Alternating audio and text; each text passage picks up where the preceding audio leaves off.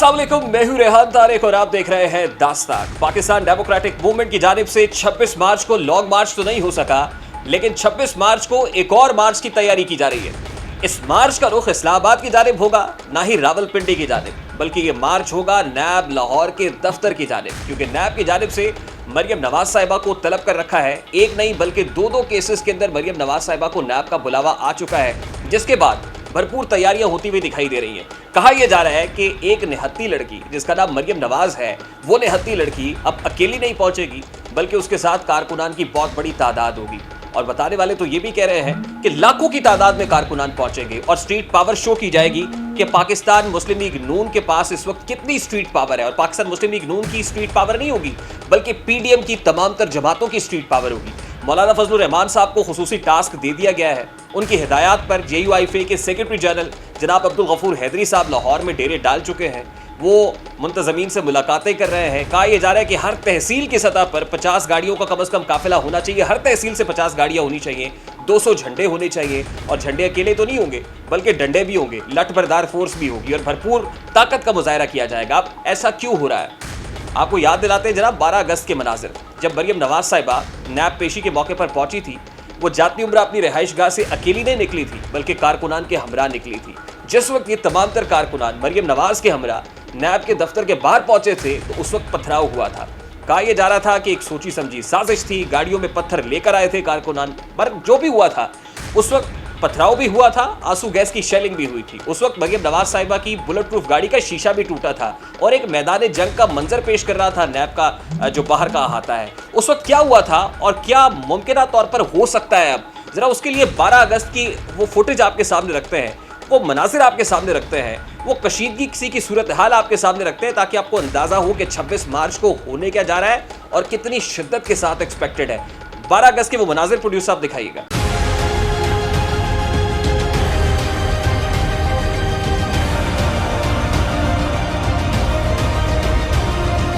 Footage आपने देखी है।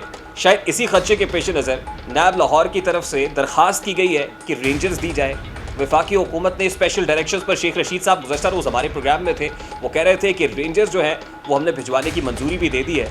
नैब लाहौर के बाहर पहली लेयर तो ऑब्वियसली पुलिस एहलकारों की होगी, सेकेंड लेयर के अंदर रेंजर्स भी होगी। अब दूसरी जानिब क्या तैयारियाँ हैं? दूसरी जानिब मरियम नवाज साहिबा आज जमानत कबलस गिरफ्तारी करा चुकी हैं। वो लाहौर हाई कोर्ट में पेश हुई, जहां उन्होंने 12 अप्रैल तक अपनी हिफाजती जमानत मंजूर करा ली है। लेकिन साथ ही साथ अहाता अदालत के बाहर मरियम नवाज साहिबा से जिस वक्त अपनी गाड़ी में सवार हो रही थी, तो रिपोर्टर की जानिब से सवाल किया गया। उनका कहना है कि अब मरियम नवाज, उसने बहुत सह लिया है, कुर्बानियां बहुत दे दी हैं, अब बदला बदला सा चेहरा मरियम नवाज का देखने को मिलेगा। अब मरियम नवाज का चेहरा, उनके बयानात बदले बदले क्यों हैं? आपको याद दिलाता चलूँ कि मरियम नवाज वही निहत्ती लड़की है जो अपनी मरहूम वालिदा को बिस्तर मर्ग पर छोड़कर अपने वालिद का हाथ थामे लाहौर एयरपोर्ट पर पहुंची थी। लंदन से आई थी और यहाँ एयरपोर्ट पर पहुंचते ही नैब की जानिब से उनको गिरफ्तार कर लिया गया था। उनको जिस्मानी रिमांड पर भी रखा गया 45 रोज तक, 47 रोज तक उनको जुडिशल रिमांड पर कोट लखपत जेल भी भिजवाया गया। उस वक्त मरियम नवाज कहती थी कि नैब जब जब बुलाएगा हम जाएंगे। उससे पहले मियाँ साहब ने रिकॉर्ड पेशियों पर हाजिरी दी। नैब की तरफ से 100 से ज़ायद पेशियों पर मियाँ नवाज साहब खुद पहुंचे। अब मरियम नवाज साहिबा ये कह रही हैं कि हमने कुर्बानियाँ बहुत सहली हैं, अब मजीद कुर्बानियाँ नहीं देगी। अब इनका आसान हदफ नहीं बनना है, बल्कि अब कुर्बानियाँ लेने का, अब हिसाब लेने का वक्त है। आज मरियम नवाज साहिबा से जिस वक्त रिपोर्टर ने सवाल किया, तो वो क्या कह रही थी, जरा उसकी एक झलक भी आपके सामने रखते हैं। अगर इमरान खान घर ना जा रहा होता तो मरियम नवाज को नैब बुलाने की जरूरत न पड़ती। नैब की जो भयानक तारीख है, उसमें पहली मर्तबा नैब को शायद रेड जोन डिक्लेयर किया जा रहा है। इसी से पता चलता है कि एक निहत्ती औरत का कितना खौफ है, नवाज शरीफ का कितना खौफ है, अवाम का कितना खौफ है, और उस खौफ से ये थर थर कांप रहे हैं और पूरे को इलाके को रेड जोन डिक्लेयर कर दिया। मरियम नवाज साहिबा का मिजाज तो बड़ा जारहाना दिखाई दे रहा है। दूसरी जानिब वफाकी वज़ीर दाखिला शेख रशीद अहमद साहब ये कह रहे हैं कि 26 मार्च को मरियम नवाज जो ताकत का मुजाहरा करने जा रही है, या मौलाना फजलुर रहमान या उनकी जमात मरियम नवाज साहिबा के साथ शो ऑफ पावर करने जा रहे हैं, तो ये शो ऑफ पावर नैब या हुकूमत के लिए नहीं है, बल्कि पाकिस्तान पीपल्स पार्टी को दिखाना चाहते हैं कि हमारे पास पावर कितनी है। शेख रशीद साहब क्या कह रहे थे, जरा उसकी एक झलक भी आपके सामने रखते हैं। शेख साहब का बयान भी बड़ा इंपॉर्टेंट है पाकिस्तान पीपल्स पार्टी और पाकिस्तान मुस्लिम लीग नून के दरमियान हालिया तनाव से मुताल्लिक। जरा शेख साहब की गुफ्तगू आपके सामने रखते हैं। मुझे नहीं पता था कि ये लाहौर में लॉन्ग मार्च करने जा रहे हैं, अपने ही घर में पावर ऑफ शो कर रहे हैं। ये अपनी show off power Imran Khan को नहीं दिखा रहे, ये पीपल्स पार्टी को दिखाना चाह रहे हैं। और ये जो मर्जी कर ले पीपल्स पार्टी, मेरे ख्याल में जो मैं सियासी वर्कर की ऐसे समझता हूँ इस्तीफे नहीं देगी। जी, वफाकी वज़ीर दाखिला शेख रशीद अहमद साहब की गुफ्तगू आपने सुनी है। इस तमाम तर मामले पर सबसे पहले पाकिस्तान मुस्लिम लीग नून का मौक़िफ़ लेंगे मरियम नवाज साहिबा के लॉयर और पाकिस्तान मुस्लिम लीग नून के नौ मुंतखब सेनेटर आज़म नज़ीर तारड़ साहब हमें ज्वाइन कर रहे हैं। बहुत बहुत शुक्रिया तारड़ साहब आपके वक्त के लिए। तारड़ साहब, सबसे पहले तो ये फरमाइएगा कि आज मरियम नवाज साहिबा ज़मानत कबल गिरफ्तारी के लिए लाहौर हाई कोर्ट पेश हुई, आप उनके वकील के तौर पर कोर्ट में पेश हुए हैं। एक बड़ा बारीक सा कानूनी नुक्ता ये है जो सबसे पहले समझा दीजिएगा कि मरियम नवाज साहिबा तो पहले ही अदालती ज़मानत पर है, तो उनको किस खदशे के पेश नज़र जाना पड़ा आज कोर्ट के अंदर ज़मानत कबल गिरफ्तारी के लिए, और फिर एक नोटिस नैब को भी भेजा है लाहौर हाई कोर्ट ने, वो नोटिस क्या है तारड़ साहब? जी बहुत शुक्रिया। मैं थोड़ी सी इसमें वजाहत कर दूं। असल में जो आज जिस नोटिस में मरियम नवाज साहिबा ने लाहौर हाई कोर्ट से रजू किया है, ये नैब ने एक और नोटिस निकाला है जो कि जाती उमरा में जो उनकी ज़रई ज़मीन है उसकी बाबत है।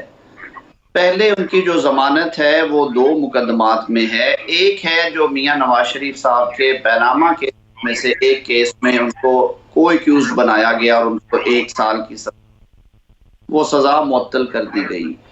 दूसरा केस जो है वो चौधरी शुगर मिल्स में उन्हें गिरफ्तार किया गया, वो भी मियां नवाज शरीफ साहब के असासों का केस था और उसमें भी मोहतरमा मरियम नवाज साहिबा को लाहौर हाई कोर्ट ने मेरिट के ऊपर बेल ग्रांट की अक्टूबर 2019 में। ये अब तीसरी एक इंक्वायरी शुरू कर दी गई है जिसको कि वो कहते हैं कि जो उनकी जाती उमरा रायविंड के हदूद में जमीन है उसकी बाबत के वो मियां नवाज की बेनामीदार हैं। अच्छा तारड़ साहब, जैसे आपने फरमाया कि इससे पहले चौधरी शुगर मिल्स केस में भी 45 रोज़ा जिस्मानी रिमांड पर भी रही, उसके बाद वो कोट लखपत जेल में चली गई जहां पर जुडिशल रिमांड पर तकरीबन 47 रोज़ रही। अभी एक तीसरा केस आ गया है और जो अराजी का केस है, इससे पहले मरियम नवाज साहिबा की स्टेटेड पोजीशन ये है कि मेरी लंदन में तो क्या पाकिस्तान में भी कोई प्रॉपर्टी नहीं है। ये प्रॉपर्टी का केस है जो नैब बना रहा है, तो आपको क्या लगता है सर कि वो जो उनकी स्टेटेड पोजीशन रही है कि मेरी कोई प्रॉपर्टी नहीं है, अगर प्रॉपर्टी निकल आती है तो कितना स्ट्रॉन्ग जो होगा केस मरियम नवाज साहिबा के अगेंस्ट होगा और कितना डिफिकल्ट हो जाएगा प्रूव करना? फिर कानून की मंशा ये है कि एक मुकदमा जब एक दफा इन्वेस्टिगेट होकर अदालत में चला जाता है तो उसी मुकदमे के मंदरजात की बुनियाद पे नया मुकदमा नहीं बनाया जा सकता। ये तो सरीहन ज्यादती है नैब की कि वही बात तो बार बार पीट रहे हैं। ये मैटर एडजुडिकेट हो चुका है, एक दफा इस्लामाबाद में, दूसरी दफा अदालत आलिया लाहौर में और 2 दफा नैब ने, एक दफा JIT ने और एक दफा इनके लाहौर की टीम ने इसको अच्छी तरह से छानबीन कर ली है। अब दोबारा तीसरी दफा उसी चीज को लेके बैठ गई है नैब और इसी वजह से लाहौर हाई कोर्ट ने सरसरी समाअत करने के बाद आज उनको अबूरी जमानत दी है 12 अप्रैल तक, जिसकी बाबत उनके जो वो बेल बॉन्ड्स है वो 1-2 रोज में जमा करा दिए। अच्छा तारड़ साहब, अब आपका तासुर ये है कि पॉलिटिकली विक्टिमाइज कर रही है नैब और बेबुनियाद केस है। एक तरफ तो ये भी है कि नैब की तरफ से जिस तीसरे केस में उनको बुलाया गया है वो उनके दादा मरहूम की तरफ से प्रॉपर्टी उनको दी गई थी और उस वक्त दी गई थी जिस वक्त वो अभी सने बलूगत को नहीं पहुंची थी, अभी वो एडल्ट नहीं थी जिस वक्त ये बनाया गया। तो हो सकता है इसके अंदर कोई कानूनी पेचीदगी हो, लेकिन ऑब्वियसली इसके ऊपर नैब ने इंटेरोगेट करना है, मरियम नवाज साहिबा ने अपना जवाब तो दाखिल कराना है। लेकिन 26 मार्च को जो प्लान है मरियम नवाज साहिबा का और PDM का, वो नैब की तरफ मार्च करने का है और कहा यह जा रहा है कि लाखों की तादाद में लोग जाएंगे वहां पर, लठ बरदार भी होंगे। तो तारड़ साहब, आपने मरियम बीबी को बताया नहीं कि नैब एक आईनी इदारा है और नैब पर चढ़ाई नहीं करनी चाहिए बल्कि जवाब देना चाहिए? नैब पे पहली बात तो ये है कि मरियम बीबी नैब पे चढ़ाई नहीं कर रही।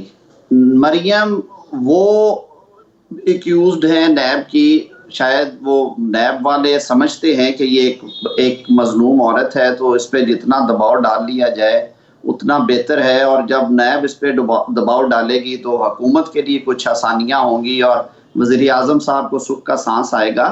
जुल्म की इंतहा ये है कि कितनी दफ़ा मरियम बीबी ने ये मनी ट्रेल देनी है। उन्होंने JIT को फराहम की, JIT ने उस पे एक रेफरेंस फाइल किया, वो रेफरेंस जो है वो एहतसाब अदालत इस्लामाबाद में चला, उसका फैसला हो गया, उसकी अपील पेंडिंग है। दूसरी दफा चौधरी शुगर मिल्स में जब उन्हें गिरफ्तार किया, कि ये बार बार मैं रिपीट बातें इसलिए कर रहा हूँ कि बतौर वकील मुझे तकलीफ होती है कि नैब को कुछ ख्याल करना चाहिए, कुछ कानून और ज़ाब्ते के तहत नैब ने चलना है। मुझे एक केस में जब उन्होंने तफ्तीश मुकम्मल करके ये मनी ट्रेल लेके इस जमीन की बाबत उन्होंने मुकदमा कायम कर दिया या नहीं किया, तो वो बरीओ जिम्मा हो गई उस चैप्टर से। इस तरह तो आप लेकिन आसिम नज़ीर तारड़ साहब, उसके लिए अदालती फोरम मौजूद है। आज मरियम बीबी हिफाजती जमानत के लिए लाहौर हाई कोर्ट गई, आज ही केस जो है वो सेट हुआ, आज ही जमानत भी मिल गई। इससे पहले भी वो जमानत पर है, कोर्ट की तरफ से तो रिलीफ मिल जाता है। अगर आप obviously you are innocent until proven guilty, तो आपको कोर्ट से रिलीफ मिल जाता है। लेकिन ये तरीका कार कि आप नैब की तरफ जाएं और आप ये कहें कि हम लाखों की तादाद में कारकुनान लेकर जाएंगे और फिर एक मिनी मार्च करेंगे, क्या ये तरीका कार दुरुस्त है तारड़ साहब? देखिए, जो सियासी मुकदमात हैं उनमें ये इस तरह, वो क्या एक वो शेर है ना कि इस तरह तो होता है इस तरह के कामों में। देखिए, जब आप पॉलिटिकली मोटिवेट केसेस बनाएंगे और हुकूमतों को खुश करने के लिए, ऑपोजिशन को दीवार से लगाने के लिए मुकदमात कायम करेंगे, तो फिर जो कारकुनान हैं वो ऑन देयर ओन बाहर निकलते हैं और एहतजाज करते हैं। और ये पहली दफा नहीं हो रहा।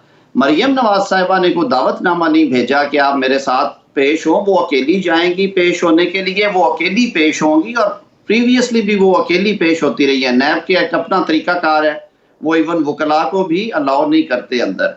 अब अगर उनके कारकुनान, चाहे वो हजारों की तादाद में है, चाहे वो लाखों की तादाद में है, करोड़ों में है, वो अगर उनके लिए दुआ गो हैं और वो वहां जाना चाहते हैं इजहार यकजहती के लिए, हमारे ये कल्चर का हिस्सा है। लोग पेशियों पे, तारीखों पे, जुल्फ़िकार अली भुट्टो साहब की पेशियों से लेके मियां नवाज शरीफ के पेशियों तक। तारड़ साहब, ऑन द रोड तो शायद कुछ लोग जाना चाह रहे होंगे, लेकिन लाहौर में इस वक्त एक भरपूर तैयारी जारी है। JUIFA के सेक्रेटरी जनरल अब्दुल गफूर हैदरी साहब, वो भी लाहौर में मौलाना फजलुर रहमान साहब की स्पेशल डायरेक्शन में पहुंच गए हैं और काफिलों को तैयार किया जा रहा है। ये भी कहा जा रहा है कि तहसील की सतह पर इतनी गाड़ियां होनी चाहिए, इतने झंडे होने चाहिए, यानी भरपूर तैयारी तो की जा रही है। अब ये जो तैयारी PDM कर रही है, मौलाना ने कहा था कि PDM जाएगी, इसमें पाकिस्तान पीपल्स पार्टी भी शामिल होगी जब मरियम बीबी पेश होंगी?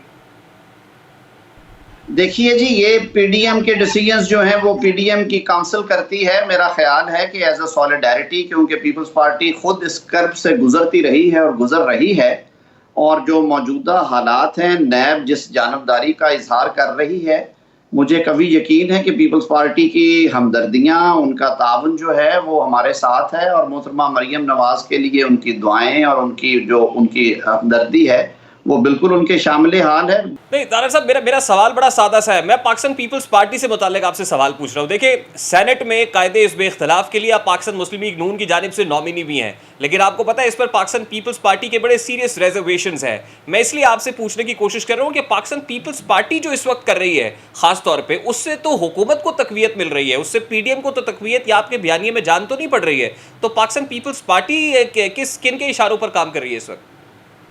मेरा ख्याल है कि हम सियासी जमातों में जब बैठते हैं तो सियासत में इख्तलाफ राय जो है वो एक बड़ी कॉमन चीज़ है, बल्कि इख्तलाफ राय जो है वो सियासत का हुस्न है। और सियासी मामलात में छोटे मोटे इश्यूज़ के ऊपर डिफरेंस ऑफ ओपिनियन होता है, होना चाहिए। पीपल्स पार्टी ने कोई राहें जुदा नहीं की। परसों भी पीपल्स पार्टी की क़यादत जो फैसला करेगी, हमें बिल्कुल वो इसलिए अच्छा लगेगा कि वो आते हैं, सौ बिस्मिल्लाह, खुशामदेद। अगर वो नहीं भी आते तो हमें ये पता है कि उनकी हमदर्दियाँ, उनकी दुआएं हमारे साथ हैं और इंशाअल्लाह वल अज़ीज़ PDM इसी तरह बढ़ी अपनी मंजिल की तरफ। नहीं तारड़ साहब, ये कौन कर रहा है? मतलब अगर केसेस की बात की जाए तो ये कौन बनवा रहा है? आपको क्या खदशा है? नैब किसके कहने पर कर रहा है? ये साफ नजर आ रहा है उधर गवर्नमेंट के लिए कोई गवर्नमेंट ने पहले तो उनको मरियम नवाज से कुछ कदर खौफ है, वजीर आजम साहब को, हमारी तो समझ से बाहर है कि वो एक निहत्ती लड़की हैं, उनसे इस कदर खौफजदा होना। इवन वो कहते हैं ना कि जी आप सारों को यकसा मौके फराहम करे, लेवल प्लेइंग फील्ड होनी चाहिए। वो ऑपोजिशन की जमातों को रिप्रेजेंट करती हैं।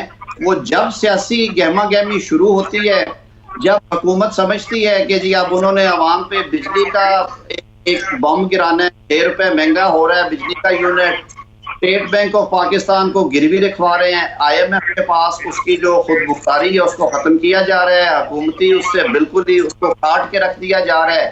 Last but not least sir, देखें ये तमाम तर बातें पाकिस्तान पीपल्स पार्टी को भी मालूम होगी। पाकिस्तान पीपल्स पार्टी को क्या पैगाम देंगे? अगर पाकिस्तान पीपल्स पार्टी आपके इस प्रोसेस का हिस्सा नहीं बनती या आपके कंधे से कंधा मिलाकर नहीं खड़ी होती, तो फिर पाकिस्तान पीपल्स पार्टी कहाँ होगी?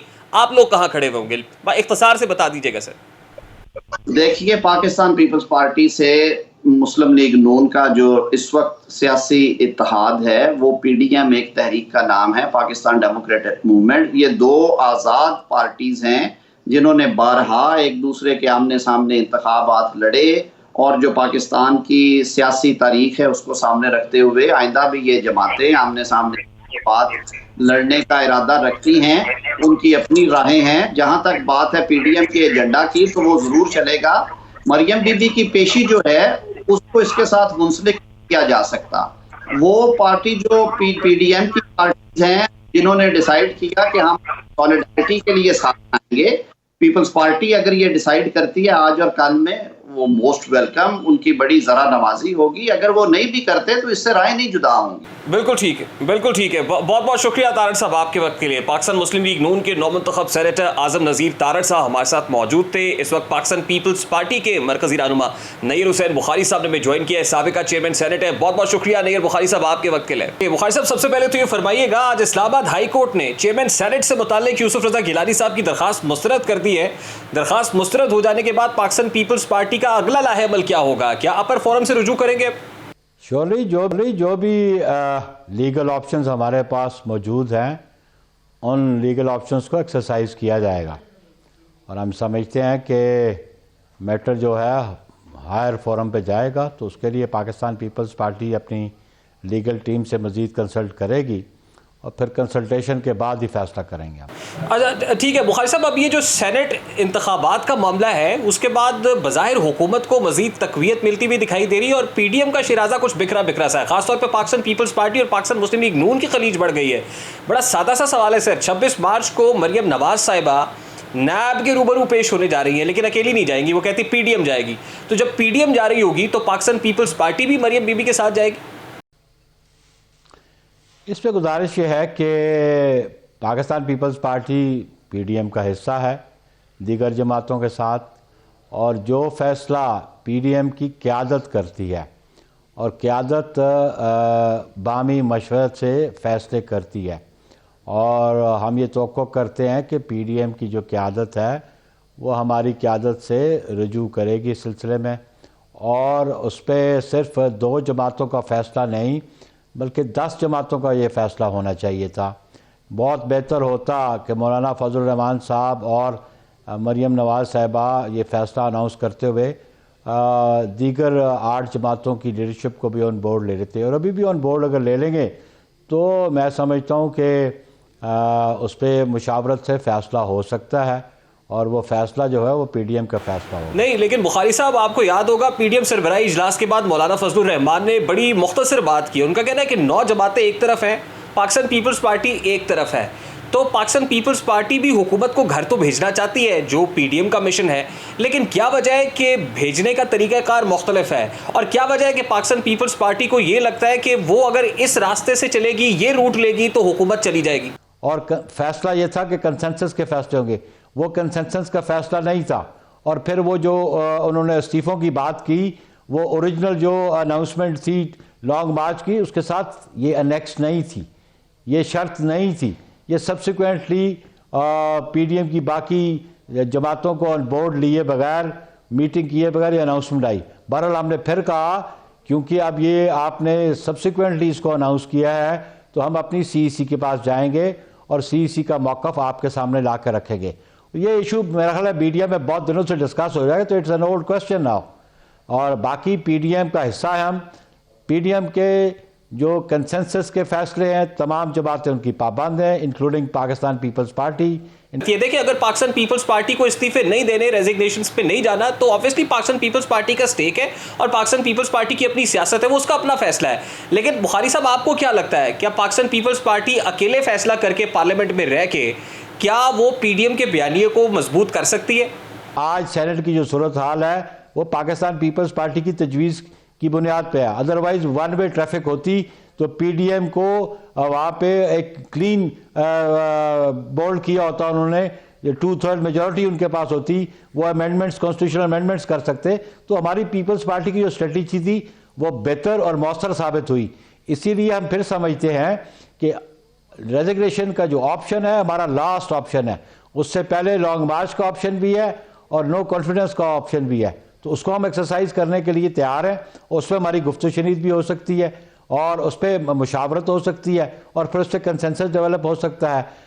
जब आप बेसिक डॉक्यूमेंट कहता है कि डिसीजन कंसेंसस से होंगे और वो काबिल अमल होंगे, इसलिए अगर कंसेंसस बन जाएगा तो इंशाल्लाह जो हम तजवीज़ कर रहे हैं उससे ऑब्जेक्ट हमारा एक है। पीडीएम की जितनी जमातें, ऑब्जेक्ट ये है कि इस नायल हुकूमत से, इस नाकाम हुकूमत से आवाम को कैसे निजात दिलाई जाए। बुखारी साहब, उसमें vote of no confidence is one of the options हुकूमत को घर भेजने के लिए, लेकिन आपको पता है कि वोट ऑफ नो कॉन्फिडेंस या पार्लियामान के अंदर इन हाउस चेंज जो है वो किसी भी यकीन दहानी, किसी भी इशारे, किसी भी सिग्नल के बगैर नहीं मुमकिन बनाई जा सकती। आपने देख लिया चेयरमैन सेनेट के इंतखाब में क्या हुआ है आपके साथ, तो पाकिस्तान पीपल्स पार्टी इतनी कॉन्फिडेंट क्यों है कि इन हाउस चेंज जो है वो पॉसिबल है और इफेक्टिव हो सकती है? देखें, अगर किसी मरहले पे किसी वजह से नाकामी हो जाए तो कोई सियासी जमात जुस्तजू छोड़ देती है। अगर कोई सियासी जमात किसी इंतखाबात में इलेक्शन हार जाए तो वो इलेक्शन, आइंदा इलेक्शन के लिए उस फील्ड से बाहर हो जाती है। ये तो एक कॉन्टिन्यूइंग प्रोसेस है और सियासत में एक कॉन्टिन्यूइंग प्रोसेस है, उस प्रोसेस में हम शरीक हैं और हम अपने एफर्ट्स करेंगे।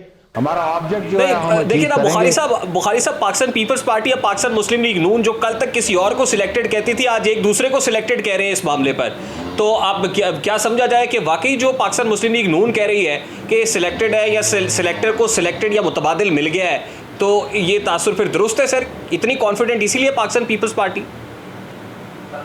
कतन नहीं कि पाकिस्तान पीपल्स पार्टी की तारीख गवाह है। हमने कभी सिलेक्टर्स के कहने पर न इक़्तिदार में आए हैं, हम अपनी अवामी क़ुव्वत की बुनियाद पर इक़्तिदार में आए हैं। अगर कोई इल्ज़ाम लगाता है तो मैं उसको समझता हूँ कि वो हमारा माजी देख ले, और दीगर सियासी जमातों का माजी भी लोगों के सामने है, इस पर मुझे कमेंट करने की ज़रूरत नहीं। बहुत बहुत शुक्रिया बुखारी साहब आपके वक्त के लिए। पाकिस्तान पीपल्स पार्टी के मरकजी रहनुमा साबिका चेयरमैन सेनेट नईर हुसैन बुखारी हमारे साथ मौजूद थे। अभी एक ब्रेक लेंगे और ब्रेक के बाद जब वापस आएंगे तो पाकिस्तान पीपल्स पार्टी हो, पाकिस्तान मुस्लिम लीग नून हो, पीडीएम में जो खलीज दिखाई दे रही है, जो शिराजा बिखरा बिखरा दिखाई दे रहा है, क्या इसमें कोई पॉइंट ऑफ रिटर्न है? क्या कोई वापसी मुमकिन है? इस मामले पर बात करेंगे। सीनियर साफी तज्जियाकार सलीम साफ़ी साहब हमारे साथ मौजूद होंगे। इस ब्रेक के बाद हमारे साथ रहिए।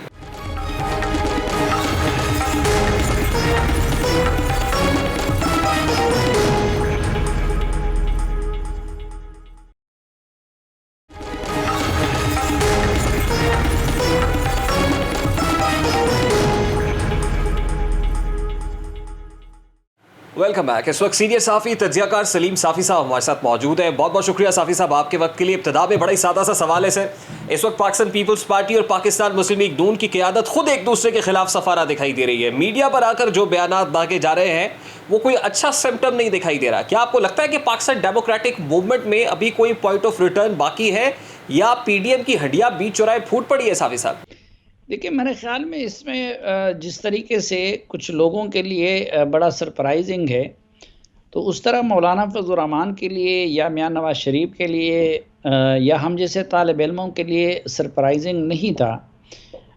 अगर आप देखें तो मेरे दिसंबर में भी आपको ट्वीट मिल जाएंगे और फरवरी में भी आपको ट्वीट मिल जाएंगे, जिसमें मैंने पीडीएम की बाकी क़यादत से ये अर्ज़ किया है कि अगर वो जेन्युइन अपोजिशन बनना चाहते हैं या सड़कों की अपोजिशन बनना चाहते हैं तो उनको पीपल्स पार्टी को खैराबाद कहना चाहिए। एक तो ये था कि पीपल्स पार्टी का न सिर्फ ये कि मौजूदा सिस्टम में स्टेक्स ज़्यादा हैं, बल्कि उसकी केसेस की मजबूरियां भी दूसरों की बनिस्बत ज़्यादा हैं, और तीसरा ये कि री इलेक्शन की सूरत में पीपल्स पार्टी को अपना आप खसारे में नज़र आता है, फ़ायदे में नज़र नहीं आता। लेकिन अपोजिशन को और पीडीएम को एक रखने के लिए मुस्लिम लीग नून और मौलाना फजल रहमान और बाकी लोग उनको एकोमोडेट करते रहे, और इसीलिए अभी तक तो ये मामला चला। लेकिन मेरे ख़्याल में ये बात सब लोग समझते थे कि इस्तीफ़ों पे और बिलखसूस सिंध हुकूमत छोड़ने पे पीपल्स पार्टी बड़ी मुश्किल से राज़ी होगी। लेकिन बज़ाहिर तो पाकिस्तान पीपल्स पार्टी बहुत कुछ गेन करती हुई दिखाई दे रही है साफ़ी साहब। बाई इलेक्शंस के अंदर हो, वो सेनेट इंतखाबात के अंदर हो, यूसुफ रज़ा गिलानी साहब को मुंतखब कराने का मामला हो, वो सेनेट के अंदर अपनी अक्सरियत बनाने का मामला हो, तो पाकिस्तान पीपल्स पार्टी तो बज़ाहिर इस वक्त गेन करती हुई दिखाई दे रही है, इस वक्त रिसीविंग एंड पर दिखाई दे रही है साफ़ी साहब। नहीं, देखिए, इस वक्त आपको दो ग्रुप नज़र आते हैं सियासत में।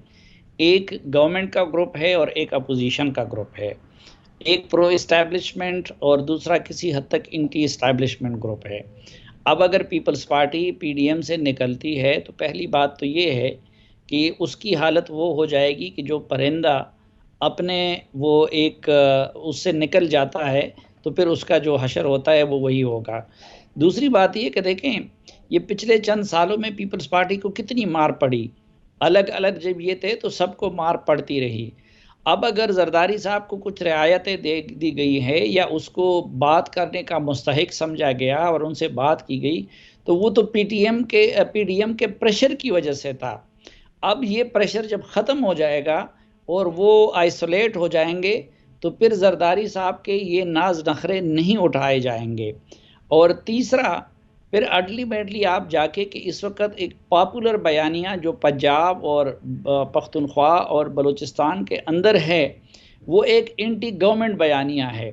अब अगर पीपल्स पार्टी पे ये इल्ज़ाम लग जाए कि उसने हुकूमत मुखालिफ इत्तेहाद के गुब्बारे से हवा निकाल दी, तो मेरे ख़्याल में तो अभी देखें, इस इलेक्शन में भी आपने देखा होगा और ख़ुद पीपल्स पार्टी वालों की ज़ुबानी भी आपने सुना होगा कि यूसुफ रज़ा गिलानी के इलेक्शन में पीटीआई के कुछ लोग वो मुस्लिम लीग नून का टिकट मांग रहे थे और उन्होंने पीपल्स पार्टी वालों ने नून लीग से बात करके उनको वो टिकट के वादे दिलवा भी दिए। तो अब अगर इस तरह होता है कि सिर्फ सिंध हुकूमत की खातिर, तो मेरे ख़्याल में तो पंजाब से और खैबर पख्तूनख्वा से और बाकी जगहों से तो पीपल्स पार्टी का जो रहा सहा वोटर है वो भी ख़त्म हो जाएगा। और मुझे नहीं लगता कि कमिंग इलेक्शन में फिर जरदारी साहब की पार्टी को यहाँ पे कोई उनका टिकट लेने वाला भी मिलेगा। और जब उसके जवाब में फिर मुस्लिम लीग नून और कौम परस्त जमातों और मजहबी जमातों पे मुश्तमिल एक अलायंस होगा, तो उस सूरत में पीपल्स पार्टी को क्या मिल सकता है। अच्छा, इस तमाम तर प्रोसेस से, इस तमाम तर अमल में आपको क्या लगता है, जहाँ पीडीएम कमज़ोर हो रही है वही हुकूमत को तकवीयत मिल रही है, हुकूमत फ़ायदा उठा रही है इस तमाम तर सूरत हाल से? देखिए, जो हुकूमत है, हुकूमत के लिए रियल थ्रेट और जेन्युइन थ्रेट कल भी पीडीएम नहीं था और आज भी पीडीएम नहीं है। हुकूमत के लिए ख़तरा ख़ुद हुकूमत है। इमरान ख़ान के लिए ख़तरा ख़ुद इमरान ख़ान साहब हैं। उन्होंने जिस तरीके से इक़्तिसादी हालत कर दी है मुल्क की और फिर जिस तरीके से मुल्की सियासत को पोलराइज कर दिया है, तो मेरे ख़्याल में उसके डायनेमिक्स कुछ और है। और ये हुकूमत अगर वक्त से पहले कभी जाएगी भी तो वो अपोजिशन के एहतजाज की वजह से, पहले भी हमारी ये राय नहीं थी कि उसकी वजह से जा सकती है, वो अगर जाएगी वक्त से पहले तो अपनी हरकतों की वजह से जाएगी या फिर इदारों के साथ पंगेबाजी के नतीजे में जाएगी। क्योंकि अभी आपने देख लिया कि इलेक्शन कमीशन ने पिछले 3 सालों में पहली मरतबा अपने ज़रा आइन के और क़ानून के दायरे के अंदर अपना किरदार अदा किया, तो हुकूमत ने उससे पंगा ले लिया और उसके पीछे हुकूमत पड़ गई। तो ये मैं इस हुकूमत के मामले को बिल्कुल दूसरी तरफ रखता हूँ। आपको याद होगा कि मरियम नवाज साहिबा ने एक ट्वीट की और उसके बाद एक प्रेशर के अंदर उनसे ये सवाल भी किया गया जिसमें उन्होंने मुतबादिल की बात की थी कि मुक़्तदिर हलकों को अब मुतबादिल मिल गया है। तो कहने वाले तो कह रहे हैं यकीनन इसका इशारा पाकिस्तान पीपल्स पार्टी की तरफ है, लेकिन आपको लगता है कि क्या पाकिस्तान पीपल्स पार्टी की शक्ल में मुक़्तदिर हलकों को मुतबादिल मिल गया है और पाकिस्तान पीपल्स पार्टी के ऊपर हाथ रखा हुआ उन्होंने? देखिए, एक थ्योरी तो ये है कि जरदारी साहब ने अपना जो स्क्रिप्ट बनाया हुआ था या उनके साथ जो स्क्रिप्ट लिखा गया था, तो उसमें यही था कि उसके बाद पंजाब में बुज़दार साहब के ख़िलाफ़ नो कॉन्फिडेंस मोशन लाना था और चौधरी बरादरान के ताउन से, और उसके बाद कौमी असम्बली के अंदर इस तरह का एक एडवेंचर करना था। और ये भी लोग समझते हैं कि जरदारी साहब और बिलावल साहब के इस रवैये का एक बड़ा मकसद अपने आप को इमरान खान साहब का मुतबादिल साबित करना था और अपने आप को उन हलकों की नज़रों में इमरान खान साहब की तरह ताबेदार साबित करना था। लेकिन अब एक तो ये कि जब बाकी जमातें उनके साथ ताउन नहीं करेंगी तो ना वो ये पंजाब का एडवेंचर कर सकते हैं और ना मरकज़ का एडवेंचर कर सकते हैं। और फिर आखिर में जाके ये भी एक हकीकत है कि जब आपका वोट बैंक होता है तो उस सूरत में फिर आपसे डील और बातचीत की कोशिश भी की जाती है, लेकिन जब वो नहीं होता तो फिर मुख्तदर हल्के भी आपको ज़्यादा तवज्जो नहीं देते। अच्छा, बिलावल भुट्टो से मुताल्लिक तो आपने बता दिया है कि मरियम बीबी को कहाँ देख रहा है, मरियम बीबी को किससे तशबीह देंगे? यही अलमिया मुस्लिम लीग नून का भी रहा है कि एक तरफ नवाज शरीफ साहब वोट को इज्जत दो का बयानिया अपना लेते थे और दूसरी तरफ जो है वो उनकी सेकंड रैंक लीडरशिप वो दूसरा कुछ करती थी। फिर ख़ुद इलेक्शन के बाद कुछ अरसे के लिए एक ताबेदारी की पॉलिसी थी, उसके बाद मरियम नवाज साहब काफ़ी अरसे खामोश हो गई, गायब हो गई, मियां नवाज शरीफ साहब बाहर चले गए और सब जानते हैं कि ये ऐसा नहीं हुआ था, वो किसी मफाहिमत और अंडरस्टैंडिंग का नतीजा था। फिर अचानक आके वो दूसरे एक्सट्रीम पे चले जाते हैं। अच्छा साफी साहब, मार्केट के अंदर एक और खबर गर्दिश कर रही है कि अब मौसम वो आ गया है कि मफाहमत वाले लोग सामने आ जाएंगे, वो शहबाज शरीफ साहब की शक्ल में हों या पंजाब असम्बली के अंदर हमजा शहबाज कायदे हिज़्ब इख्तिलाफ की शक्ल में हों, तो मफाहमत वाले चेहरे सामने आएंगे या सिर्फ जरदारी साहब की शक्ल में हो, और जो मज़ाहमत वाले लोग हैं वो फिर पसे ज़िंदान चले जाएंगे। हो सकता है कि मरियम बीबी जो है वो गिरफ्तार हो जाए या वो बैकड्रॉप के अंदर चली जाए और फ्रंट फुट के ऊपर वो लोग खेलें जो अच्छी मीडिएटर का रोल प्ले कर सकता है। ये तो आने वाला वक्त बताएगा। एक तो अभी तक तो ये है कि बहरहाल कई जगहों पे हमें मुज़ाहिमत वाले कामयाब नज़र आते हैं और जो मुफाहिमत वाले थे तो माजी का सबक तो यही है कि आपने देखा कि चौधरी निसार अली ख़ान के साथ क्या हुआ, ख़ुद इलेक्शन में पाक सरज़मीन पार्टी के साथ क्या हुआ, फिर इस वक्त मरियम नवाज साहब बाहर थी जबकि उसके मुकाबले में शहबाज शरीफ साहब अंदर थे और हमजा शहबाज साहब अंदर थे।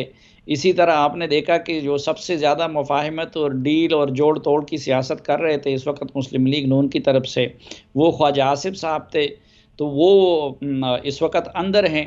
उसके मुकाबले में परवेज़ रशीद साहब बाहर हैं। पीपल्स पार्टी के अंदर जो सबसे ज़्यादा मुज़ाहिमत की सियासत की अलामत है वो फ़रतुल्लाह बाबर साहब है, लेकिन अल्हम्दुलिल्लाह वो भी बाहर हैं। तो ये आगे आने वाला वक्त बताएगा कि ये पार्टियां क्या लाएअमल अपनाती हैं और दूसरा फरीक जो है वो उनके साथ क्या करती है। लेकिन मैं सिर्फ अर्ज़ ये करना चाह रहा था कि जब तक ये जो दो कश्तियों पे सवारी का सफ़र होगा तो उसका नतीजा अच्छा नहीं होगा। अपनी हैसियत और सलाहियत को देख के इन जमातों को एक कश्ती का इंतखाब करना होगा।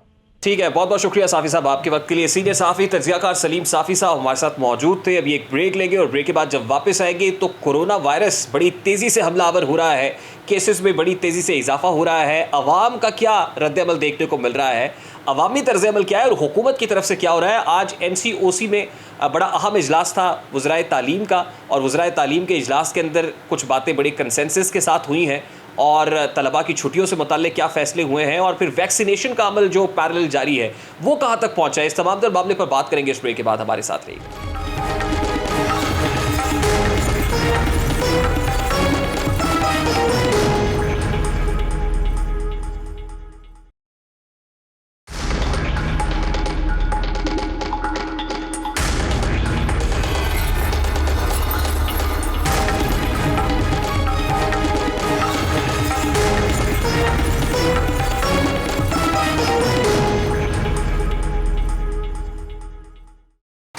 वेलकम बैक नाज़रीन। आलमी वबा कोरोना वायरस से मुताल्लिक मैं आपसे उस वक्त मुखातिब हूँ कि जब मैं खुद इस कोरोना वबा का शिकार हूँ। मैं इस वक्त कोविड आइसोलेशन में हूँ और आइसोलेशन में रहकर प्रोग्राम आप तक पहुँचा रहा हूँ। मेरी आप सब लोगों से गुजारिश है कि कोरोना वायरस को लाइट ना लें, गैर संजीदगी का मुजाहरा ना करें, संजीदगी से लें, तमाम तरह SOPs पर अमल करें। जिस वक्त घर से बाहर निकलते हैं तो मास्क पहनें और जो फिज़िकल डिस्टेंसिंग की गाइडलाइंस सरकार ने वज़ा कर रखी हैं उन गाइडलाइंस पर ज़रूर अमल करें, क्योंकि महदूद रहेंगे तो महफूज रहेंगे। एहतियात ही इसका वाहिद इलाज है जब तक आप वैक्सीनेशन नहीं ले लेते हैं। आज NCOC में वज़राए तालीम और वज़राए सेहत की मीटिंग हुई है जिसमें फ़ैसला किया गया है कि तालीमी इदारों को बंद रखा जाएगा। पंजाब के 9 अज़ला और खैबर पख्तूनख्वा के 10 अजला में तालीमी इदारों को 11 अप्रैल तक बंद रखने का फैसला किया गया है और कोरोना वायरस की तीसरी लहर के पेश नज़र ये फैसले सामने आ रहे हैं, जिसमें कोविड रिस्ट्रिक्शंस जो है उनको भी बढ़ाने की बात हो रही है। एनसीओसी के सरबराह असद उमर साहब इससे मुताल्लिक पहले ही कह चुके हैं। ताहम आज सिंध के वज़ीर तालीम सईद गनी साहब का एक डिफरेंट डिसीजन सामने आया है। सिंध के तालीमी इदारे बारकैफ खुले रहेंगे, लेकिन पंजाब के अंदर जो सूरत हाल दिखाई दे रही है, जितनी तेज़ी से जो यूके स्ट्रेन है वो अपनी कार्रवाइयाँ कर रहा है और कोरोना वायरस तेज़ी से फैल रहा है, this is something very alarming. और खैबर पख्तूनख्वा के अंदर भी जो यूके स्ट्रेन है, यूके का जो कोरोना वायरस है उसकी मौजूदगी का इंकशाफ हुआ है। सबसे पहले आपको दिखाना चाहते हैं कि लोग इस सब के बावजूद किस रद्द-ए-अमल का मुजाहरा कर रहे हैं। क्या लोग संजीदा हुए हैं? क्या लोग जो उनकी रिस्पॉन्सिबिलिटी है उसको फुलफिल कर रहे हैं? क्या लोग कोरोना वायरस को लाइटली ले रहे हैं या वाकई समझते हैं कि कोरोना वायरस एग्जिस्ट करता है और इस वक्त वो तेज़ी से फैल भी रहा है? तो हमने मुल्क भर से लोगों के तासुरात जानने की कोशिश की है। वो तासुरात सबसे पहले आपके सामने रखता है। असल में हुकूमती शख्सियात खुद पहले इस पर अमल करेंगी तो फिर लोग भी अमल करेंगे। और जिन जगहों पे ज़्यादा रश है वहाँ पे तो इनको पाबंदी, मसलन कचहरी सारी खुली है, अदालतें खुली होती हैं, वहाँ पे उसी तरह रश है। सब्जी मंडियाँ खुली हैं, वहाँ पे लाखों के हिसाब से लोग चले। खाली एक स्कूलों में बंद कर देना या शादी हाल बंद करने से तो कोरोना नहीं ख़त्म होगा ना। या तो ऐसी चीज़ गैदरिंग वाली सारी चीज़ें बंद करें। कोई भी जब एहतियात बनाई की जाती है, कोई रूल बनाया जाता है, तो जब तक उसको इम्प्लीमेंट नहीं किया जाता तो उस वक्त तो कोई मकसद नहीं। आप स्कूल बंद कर दें, हॉस्पिटल्स बंद, सब कुछ बंद कर दें। मुल्क लोगों की रोटी जो खा रहे हैं, दिहाड़ीदार मजदूर जो आता है कमा के लेके जा रहे, उसको बंद कर दें। लेकिन जब आप इम्प्लीमेंट नहीं करेंगे, जो लॉ बनाए उनको इम्प्लीमेंट नहीं करेंगे, अब मैं आप ये एक्सरसाइज देखें कितने लोग हैं मास्क के बगैर, कोई पूछने वाला है? कोई नहीं। पहली बात तो ये है कि कोरोना एक रियलिटी है, ये पूरी दुनिया में है। पूरी दुनिया की इकॉनमी जो है वो बिल्कुल फ्लॉप हो गई है, जिसकी वजह से हर मुल्क की मैशत जो है वो बिल्कुल लो हो गई है। बड़े से बड़ा मुल्क जो है वो कोरोना की वजह से पीछे हो गया है, जिसकी इकॉनमी अरबों बिलियन डॉलर में थी वो आजकल पीछे हो गया है। कोरोना को हमें मानना चाहिए, ये कहना कि ये एक प्रोपेगेंडा है, ये है वो, तो मैं इसको नहीं मानता। और जब मौसमी तब्दीली होती है, इंसान को नज़ला, ज़ुकाम, बुखार, ये आम जो है रूटीन वर्क में इंसान को काम हो जाते हैं, ये बीमारी आ जाती है, जिसकी वजह से ये इसको कोरोना का नाम दिया जा रहा है, हालांकि ये मौसमी तब्दीली की वजह से बीमारी आती है। अब आपने देखा है कि मिला जुला रुझान है, लोग क्या कह रहे हैं। फिर हम यही कहेंगे, गुजारिश करेंगे, 10 बस्ता गुजारिश करेंगे, खुदारा कोरोना वायरस को संजीदगी से ले, अपने लिए नहीं तो अपने अजीज़ व अकारिब के लिए, उनकी ज़िंदगियों को ज़रूर अपने पेश नज़र रखा करें। अब आगे बढ़ते हैं जनाब। सरकार की जानिब से पैरेलल वैक्सीनेशन का प्रोसेस भी जारी है और वफाकी वज़ीर science and technology Fawad Chaudhry साहब कहते हैं कि 1 लाख लोगों को वैक्सीन शॉट्स दे दिए गए हैं। जब तक 70% आबादी को वैक्सीनेट नहीं कर लिया जाता तब तक ये ख़तरा अपनी जगह पर मौजूद रहेगा। अब वैक्सीनेशन से मुताल्लिक हुकूमत पाकिस्तान का एक और अहम इक़दाम ये था कि प्राइवेट सेक्टर को इजाज़त दी गई कि वो स्पुतनिक 5 और जो चीनी साख्ता वैक्सीन है उसको इंपोर्ट कर सके। स्पुतनिक 5 आने के बाद एक और बहस शुरू हो गई है। ट्रांसपेरेंसी इंटरनेशनल ने वज़ीर-ए-आज़म इमरान खान साहब को एक ख़त लिखा जिसमें इंकशाफ हुआ कि वो वैक्सीन जो 8,449 रुपये में हुकूमत पाकिस्तान ने जिसकी कीमत मुकर्रर की है, वही वैक्सीन भारत हमसाया मुल्क के अंदर तकरीबन 1400 रुपये के अंदर दस्तयाब है। और ट्रांसपेरेंसी इंटरनेशनल की तरफ से कहा गया है कि आलमी मंडी से 150% ज़ायद नरखों के ऊपर ये वैक्सीन फराहम की जा रही है और अगर प्राइवेट एंटिटीज़ को मौका फराहम किया जाएगा, अगर इस तरह से फार्मास्यूटिकल इंडस्ट्रीज़ इसको इंपोर्ट करेंगी तो फिर रेगुलेटर का किरदार बड़ा अहम है। इस हवाले से अभी तक मुकर्रर नहीं किया गया कि वैक्सीनेशन किस तरह पहुँचेगी और सूबों में कैसे तकसीम होनी है, कौन देखेगा कि किस सूबे को कितनी नीड है, कौन सी रिक्वायरमेंट है।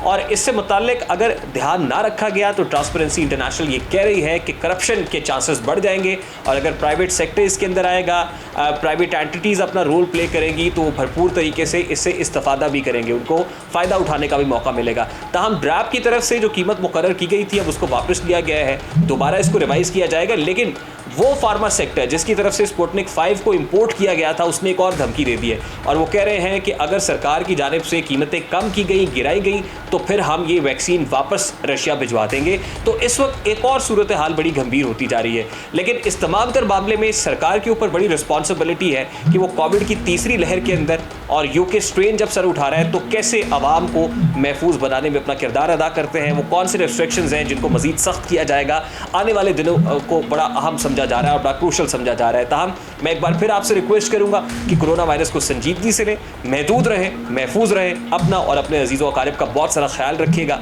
आपसे मुलाकात होगी इंशाअल्लाह कल, तब तक के लिए अपना बहुत सारा ख्याल रखिएगा। अल्लाह हाफ़िज़।